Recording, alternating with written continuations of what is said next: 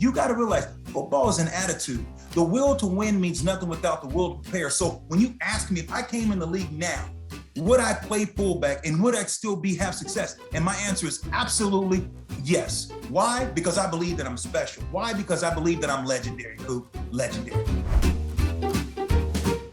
My next guest on Soup with Coop probably gets compared to my physique more than anyone else I've ever met. We have the same body, the same neck, the same traps, the same biceps, triceps, quads, calves, and attitude. If you follow him in the NFL, you rush for 1,000 yards. It's a given. So welcome Lorenzo Neal to Soup with Coop.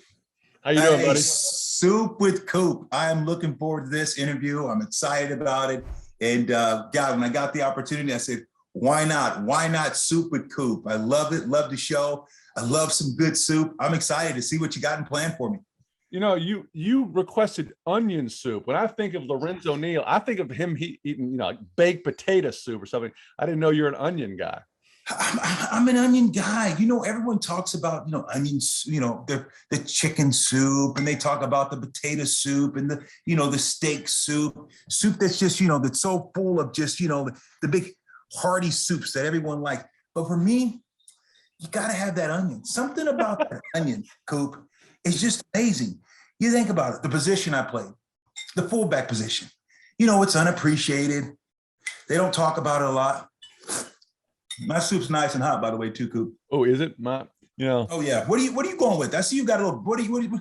Look, if Lorenzo Neal's going to have onion soup, I'm having onion soup. This is more of a French onion soup because yes, I like to think of myself as French. I'm holding that like that pinky. Yes, I see, as a pinky, as he's got his pinky finger up. I can appreciate that. I can appreciate that. Yeah, I just look at soup and I look at just the reason why onion soup is so dear to me. If I can indulge you in a story, please. My grandmother, may she rest in peace. She died at the age of 97 years old. Her name was Viola, and my grandfather's name was Oliver. And I remember I was in kindergarten and we would have it show and tell. And it was about bring your favorite fruit or vegetable to school. And everyone, had stories about different things. Some of them brought their fruit of, strawberries and cherries. Some brought, tomatoes and different types of fruit. And my grandma and I came out and grandma told me, said, son, bring that onion. So I pull out of my bag and it's an onion. And everyone looked at, he's got an onion, and they had beautiful poems about, strawberries and bananas and, all these great. And I told them, they look at me and laugh and goes, old green onion, the old onion, red onion, it looks to smell, and they're like, why the onion? I said, because my grandma, she sat with me, she said, something about that onion, people disrespect onion. They don't necessarily like the onion, but when you want a good soup, you call on that onion. When you want a good hamburger, you call on that onion. When you want some good pasta, good, lasagna and different types of food, you call on that onion. That onion gives us such a unique flavor. And just like the fullback position, it wasn't appreciated. No one wanted to talk about that position, but if you wanted 4 yards in a cloud of dust, if you wanted to run lead draw and you wanted to go straight down the middle, and if you wanted to be physical and get after the game, you called on that old onion. You called on the fullback position, baby. That's why onion soup, baby. Well, that is exactly why you're my guest. I wouldn't have it any other way. I would, I want to do my intro and all over and just say, my next guest is the onion that no one appreciates, Lorenzo Neal. That's what there you go. Said. If only I could do a retake. Lorenzo, I remember when you were drafted to the Saints. I just graduated from high school, and you were a rusher, you were a back, but they knew you were such a valuable asset. They didn't want to let you. I know you'd had an injury that maybe kind of curtailed your speed, and they said fullback. Was that a big adjustment for you?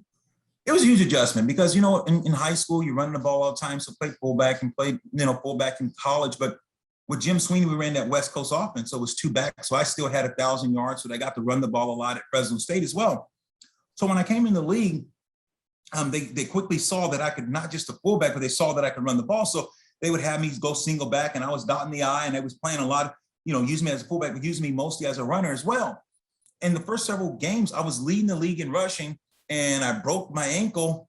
And that next year, just couldn't cut on the dime and leave 9 cents change. I just didn't have that get up and go like I used to. And I remember Jim Moore, he called me in the office. Man, Jim Moore is a great guy. I love Jim Moore. Still have contact with old Jim and Jim Moore Jr. They're great people. And he said, Lorenzo, you can play in this league for another 10 years and you can have a long career if you accept what I'm telling you. You might not be able to run the ball anymore, but you're physical enough and God has given you this body. You can play fullback. It's not glamorous. It's the old onion position. But I'll tell you what, you'll be depended on and people will need you when they want those tough yards, and you'll always have a place in this game. And I left out of his office, not necessarily happy, but I left out of his office accepting that he said, look, this is what you're going to have to do in order to be able to prolong your career. And I took it on. 17 years later, still was there.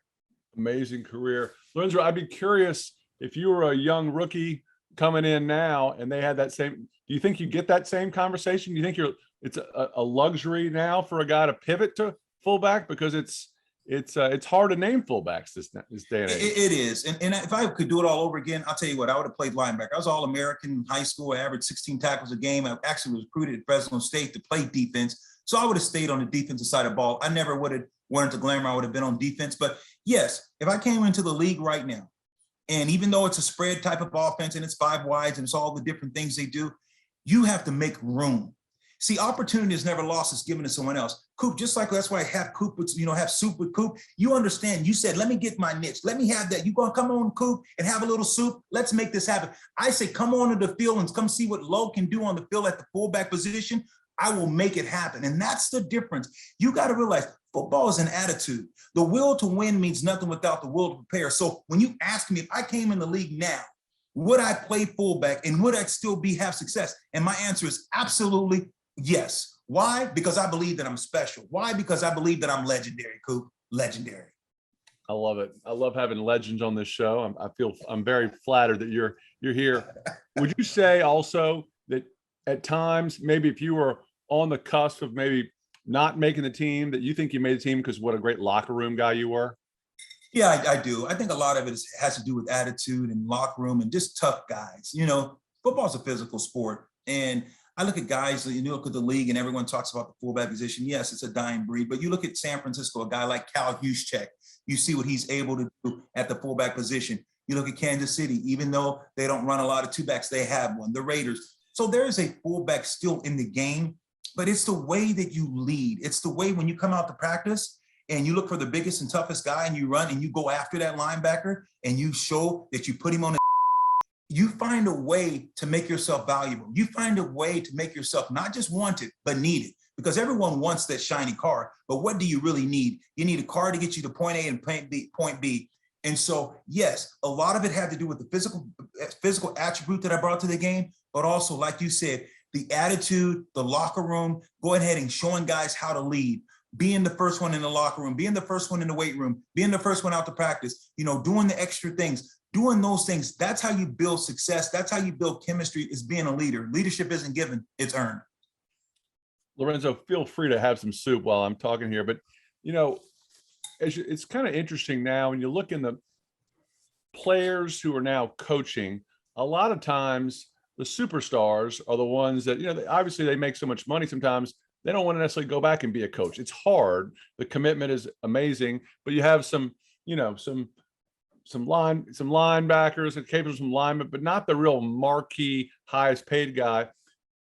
You seem like the perfect person that someone would want on staff as a coach. I mean, did you ever have any thoughts of becoming a coach after playing days? Yeah, Coop, I've had opportunities. Marty Schottenheimer, the great late Marty Schottenheimer, wanted me to coach for him. I also had a coaching job that was from Cal Berkeley, when the head coach was Teddy. He was our head coach, and then he ended up coaching in Tampa Bay. But then was a coach at Fresno, Jeff Tefford. So Jeff Tefford also offered me a job and to coach. And Coop, I think coaching is a very, very unique place, and it takes a different type of individual. Do I have the ability to coach? Yes. Do I think I can lead and help guys and understand football and help guys go from childhood to manhood to adulthood and all those things? Yes. It's just the time, the commitment those coaches put in. I watch coaches come in at 7 o'clock in the morning. They get done at 9 or 10 o'clock at night. And hell, some of the coaches just sleep on the couch instead of driving home 20 minutes They'd have to turn around and get back up at 6 o'clock. They said, shoot, it's already 11 o'clock. They can shower there and just lay on the couch and get up in the morning.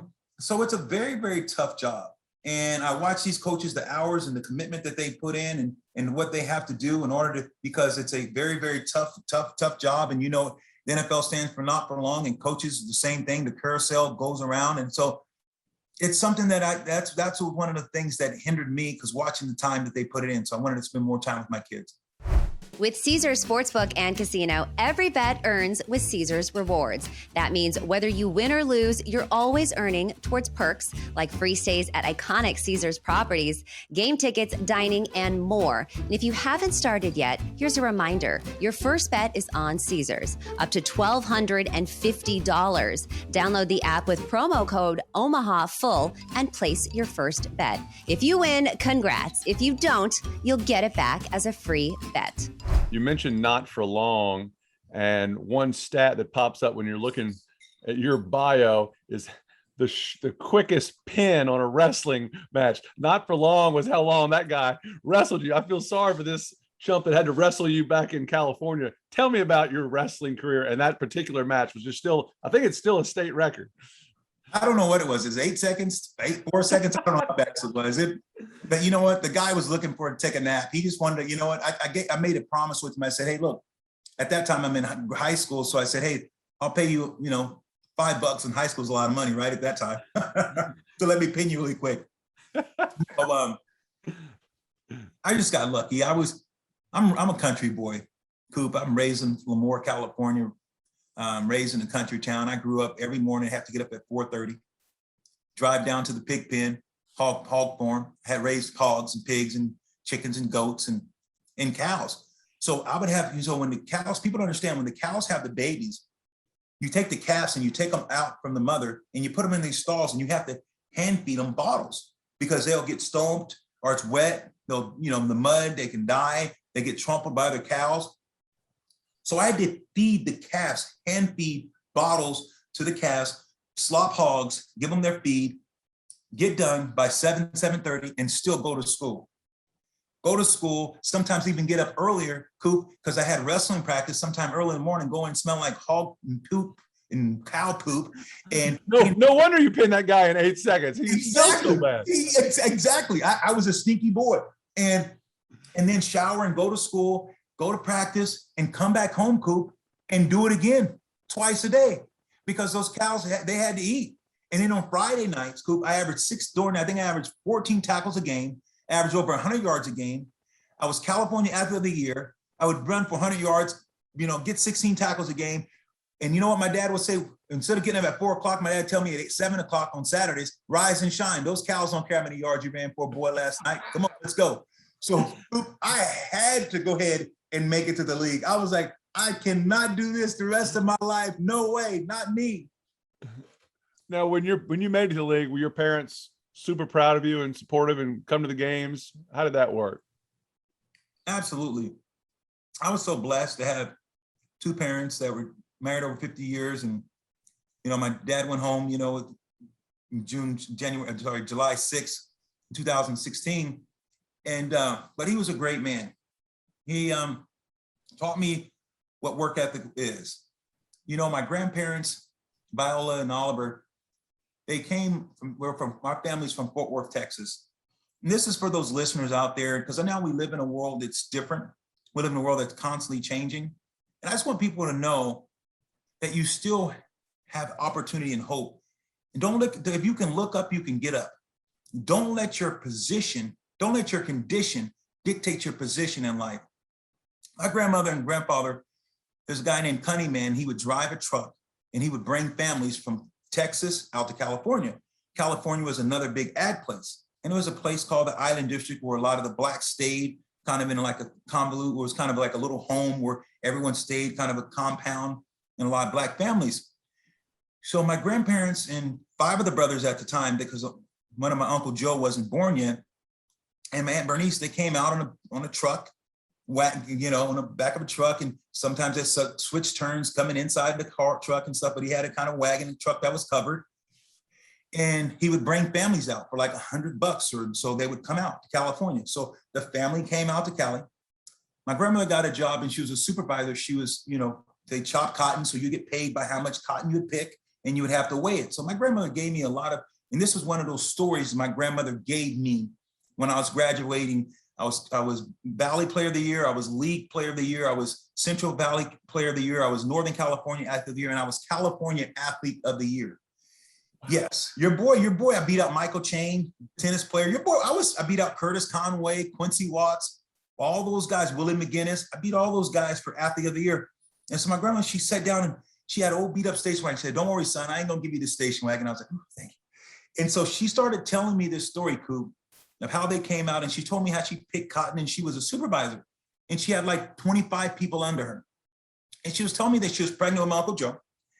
And she went to work on Wednesday and she went into labor Wednesday night, had my Uncle Joe, Saturdays and Sundays you're off. She had my Uncle Joe on Friday. She had my Uncle Joe on Thursday. And Friday she went back to work. And I said, Grandma, why didn't you just take Friday off? And then you would have had Friday and you would have had Saturday and Sunday and go back on Monday. She said, son, never take a vacation when the boss is around. I said, why not, Grandma? She said, they'll realize how much they don't need you. And that piece of advice, Coop, has stuck with me to this day. It stuck with me when I was in high school. It stuck with me in college, in the NFL. Came back after 4 weeks being a broken leg, played in 3 weeks, 4 weeks prior to that, tried to get out there on the field after breaking a bone. Never wanted to played in 170 some straight, 200 some games, one of the longest Ironman streaks that I had. Because always, even though I was injured, I knew I could get out there. I knew my grandma was saying, don't take a vacation. Somebody will get to showcase what they can do. So life is going to be full of ups and downs. People are going to do things or say things, but you got to be tough. You got to understand, tough people don't last. Tough times don't last. Tough people do, especially in the world we live in now, Coop, where everything is, you look at racism at an all-time high, but you're looking at this message and you're looking at it and you're saying, but what can I do? What can I do to change? How can I put myself and other people that are in position? How can I show love? You don't show love. And I tell people all the time, Coop, you don't have to be red or blue to do what's right. See, we're in a country now that it's too many people that I got to be red or blue. No, you don't have to be red or blue to do what's right. It's in your heart. And that's what's wrong with this country. What happened to our love? What happened to our compassion? And most of all, what happened to God? Lorenzo, it's almost that story you just told. It's a modern day Wally Pipp story. You know the Wally Pipp story? Yes. I tell the Wally Pipp story. I feel Tell it for the listeners. Tell it again. No, it's just a great story of Wally Pipp, who was a successful first baseman for the Yankees back in the heyday, and tells the manager one day he wants to take the day off, and they said, "What's the deal?" He's like, "Nothing. I'm just kind of feeling a little tired, or don't want to play today." And sure enough, they called up Lou Gehrig, and he played, and then the rest is history. He played more consecutive games than anyone until finally Cal Ripken broke it. But you had 5 unbelievable athletes following Onion behind you. You had Adrian Morrell, Warwick Dunn, Eddie George, Corey Dillon, and LaDainian Tomlinson all in a row, 11 years in a row, run behind you and get Pro Bowl status and 1,000 yards. You took a lot of pride in that, I imagine. No question.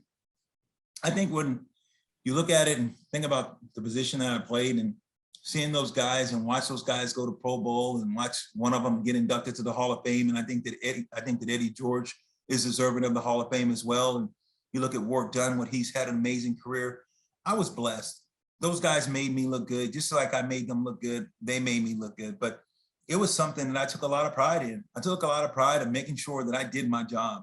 I took a lot of pride in making sure that those guys behind me, that, hey, when I came in the game, they knew that I came to do 2 things on Sunday: chew bubble gum and kick. And on Sunday, I was fresh out of bubble gum. So, Coop, I'm bringing it, baby. I love it. We need it. The onion's coming, baby. To find out that you actually introduced LaDainian Tomlinson going into the Hall of Fame, that hit me right there. That's amazing that he thought that highly of you. It was Matt, of all the coaches and people that have influenced him, the guy in front of him paving the way and leading the way was the guy who wanted to walk him into Canton. That's really special. It hit me so hard, man, when he called me and said, "Hey, man, I want you to do this honor."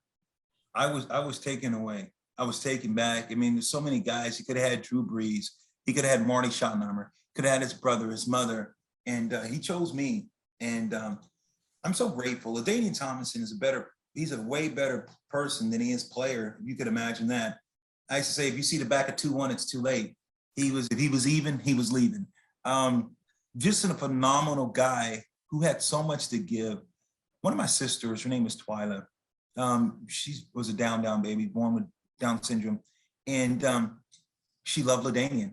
LaDainian could run, we could win, lose, or draw, and she was at a game. You're talking about my parents come to the games. Of course, my parents would come and they'd bring Twyla. And whether we lost, whether we won, LaDainian looking for Twyla.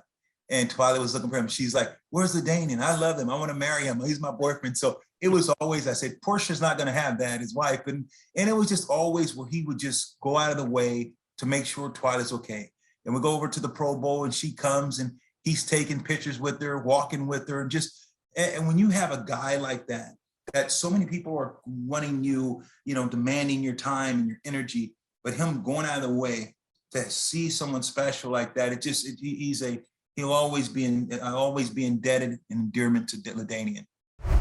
It's the best time of year. The football playoffs are upon us. Basketball and hockey are in full swing, and nothing beats seeing your favorite team live. Make up for lost time. Go enjoy a game. Vivid Seats, the official ticketing partner of ESPN, is offering you $10 off your first $100 ticket purchase with code SOUP. That's code SOUP. Download the app or visit vividseats.com today. Vivid Seats, life happens live.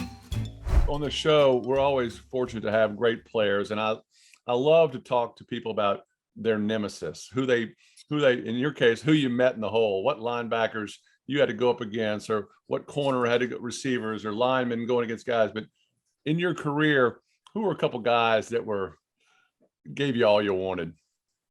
I'll tell you, one of the guys, for me personally, I had the Dome Patrol. So I had to deal with Sam Mills, Von Johnson, Ricky Jackson.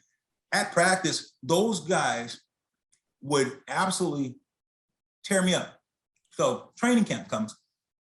I'm a rookie, so I'm not afraid though. I'm wrestling All-American. I was All-American wrestling college, so I'm a tough guy. But Brad Muster, they just signed Brad Muster from Chicago Bears, fullback, and he gets injured, so his hamstring. So I'm the only fullback. And I remember going against Sam and them, and it was just a tough day of practice. So that night, I asked the guys, hey, what do you guys want for dinner? So I bought them pizza and beer. I'm like, hey, but just tomorrow at practice, let's take it a little easy. I'm the only fullback. So, if I give you the nod or the wink, hey, let you know it's play. Let's just make it look good. I buy them pizza. I got you, Rook. Next day I come out, we get ready to run a play. I tell them, hey, here we go. Sam Mills flattens me. I'm like, what happened to the pizza I got you guys? So those guys made me tough. Sam Mills, rest in peace, was a great player, great man, great mentor. Ricky Jackson was one of the toughest guys I ever met. Von Johnson had a head like the size of a hammer, just a big meathead, but tough as nails. And Pat Swilling. Oh, a Sweet Swell. So all those guys were unbelievable. So I had those guys getting ready. But then as far as a game, old school, Jesse Tuggle. Don't know if you number 58, played for the Atlanta Falcons. Jesse Tuggle was a man. So my first couple of years, Jesse Tuggle was like, all right, I know this guy's going to be coming for me. And then later on, Al Wilson, loved Al Wilson. Denver Broncos, Texas, love the guy, volunteer. He's a, Tennessee kid. Love Al. Love Al. You know what else gave me fits? Because he wasn't as tall and he was shorter in stature like me. So his head, he had a big head and I couldn't get under him. Zach Thomas. Little Zach. Zach was great player. Yeah, great player. Run all over the place. And I like playing against the guys like Ray, because Ray was like 6'2", 6'3", but great player, very instinctive, but just brought out the best. So I love playing against those guys. Bond, Kirkland, Big Kirkland, number 99 for the Steelers, Joey Porter, and all those guys. So it was Donovan Darius, the safety for that was for Jacksonville. So a lot of guys would absolutely give me headaches, but you just get up and you keep going. And you just keep pounding, and someone quits. It reminds me, Ricky Jackson, when I was 7 years old in New Orleans, Dad was playing for the Saints. The Saints have the number 1 pick, took George Rogers in the first round. And then Hugh Green and Ricky Jackson were on the same team. Hugh Green goes early, and the Saints picked Ricky Jackson as the second round pick, first pick in the second round. I'm 7, Peyton's 5. And my dad invites George Rogers and Ricky over for dinner. George couldn't make it, so just Ricky shows up. And we walk in, and we're excited. We're fired up. We had just gotten a new basketball goals, like you used to hook on the back of your door in your room, like in the closet. So Rick comes over. I mean, he's fresh. He's a rookie. He doesn't know, where he is in New Orleans. So we bring him upstairs to our room. My parents are down there having a glass of wine or what have you. And like the ceiling shaking, the chandeliers shaking, and my dad's going, "Dear, what is going on up there?" Come down about 15 minutes later, and Peyton is crying, and I'm bleeding. No. And my dad goes, "What happened?" And Ricky goes, "I beat him 20-0." He said, Dad goes, "I know we got a good player here," and sure enough, he was the Hall of Famer. He did not take it easy on us. He did not take it easy on us, Flo. Oh my God! Hey, Coop, that is so crazy. I got so many great stories, man, and it was like, man, just talking to you and just like thinking about like the Pro Bowls, hanging out with your brother, and it's like, dude, I love your sister-in-law. Did he tell you? You told Peyton you're gonna talk? Did you tell Peyton you're gonna talk? No, I didn't tell him. Okay, and you ought to say, yeah, let's say Lois getting ready to tell us. So you asked, hey, Peyton, I heard you can sing. I heard you had to sing because Mama made him sing. So we have, we'd sit out there and we have a couple cold pops, and Mama's like, if you don't sing, Peyton, you don't worry, tonight it ain't gonna go well for you. Exactly. Hey, Peyton got up there and sung like a Christmas. He was singing, bro. Oh, he's, Peyton around a microphone is a little bit more. It's all effort, no talent. You know what I mean? So, well, Lo, I can't thank you enough for agreeing to come on and spend some time and share some stories and walk down memory lane. It's been a fantastic hooking up with you again. If there's ever a chance for us to have a couple cold pops, count me in. Hey, brother, I love it, Coop. It's been awesome. And just by the way, you look better than your brother. So just wanted you to know that. That's going on our Instagram feed right there. Tweet that out. Thank you, my man. All right, brother. Be good. Be blessed.